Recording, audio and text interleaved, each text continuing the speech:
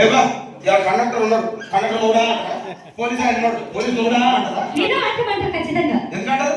ఇక అలా అట్లంటే నన్ను కూడా అట్టాను కానీ దాదాపు అపమానం అన్నమాట. ఏ మాట? అదే ఏ మాట చెప్పు. మాట మాట మటి మటి మాట మాట